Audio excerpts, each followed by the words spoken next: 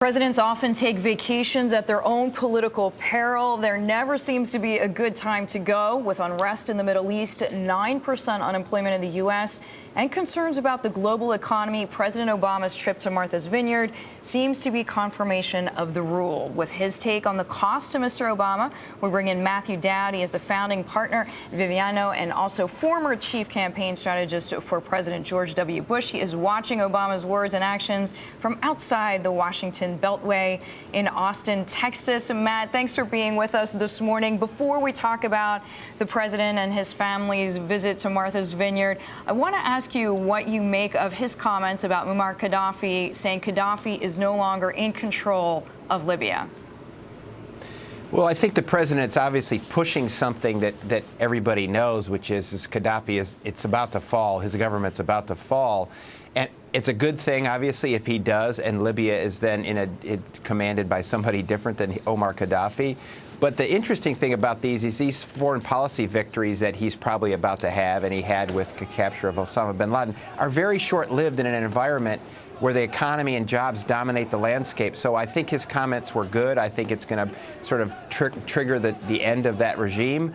But it won't help him much in this country in an environment where everybody seems to want to talk about the economy and jobs. Yeah, of course, that 9% unemployment, which brings us to this idea of vacation. I mean, he's taken criticism from his own party. He's taken outright criticism from Mitt Romney, who said with jobs in such a sorry state, the president should not be on vacation. But, Matt, I want to ask you, I mean, is this really fair, especially coming from Mitt Romney, who's a billionaire, who has his own compounds? The Obamas don't have a second home, so to speak. Is it easier to make the argument for a working vacation if your family owns an estate? Well, you know, fairness, Deirdre, is always defined in the eye of the beholder on this. Presidents have to take vacations, and even on vacation, presidents aren't really vacating. They're constantly dealing with crises. He's obviously dealing with this Libya situation in the midst of his vacation. And I remember with President Bush, having been there, he was constantly criticized for his vacations, and he took a few vacations, if people remember.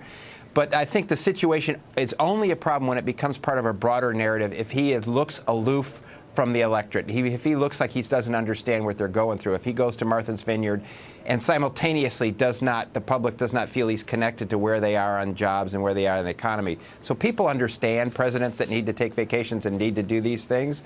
But as I say, it becomes part of a problem when it's part of a narrative that then says, is Barack Obama become aloof from where we are in our lives? Of course, locations are tough, too, Matt, because I remember when he took a vacation in Florida to try to encourage people to go there after the BP spill. Some people accused him of showboating. I mean, sometimes it seems like you just can't win. But I want to get your take on Harvey Golub. Another thing here, this blistering op-ed in today's Wall Street Journal. So former Amex CEO, also chairman of AIG, said, quote, "I deeply resent that President Obama has decided that I don't need all the money I've not paid in taxes over the years.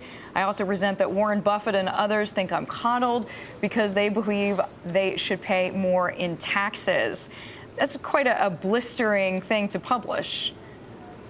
Well, I think though he doesn't particularly identify, I think he identifies the problem that the government has in telling people, or other people have in telling people they need to pay higher taxes. The problem the government has right now is that people don't trust it, even the money they already have, to spend wisely. And until people begin to trust the government's going to spend some money wisely, nobody is willing to give more money to the government in a situation they don't trust. So he didn't say this in this particular way, but I think he identifies the problem. Until trust in government is improved, until people agree that the way money is spent is managed better, nobody wants to give more money to a system they don't believe is managed well. Matthew Dowd, thank you so much. Founding partner at Lenovo, also former campaign strategist for President George W. Bush.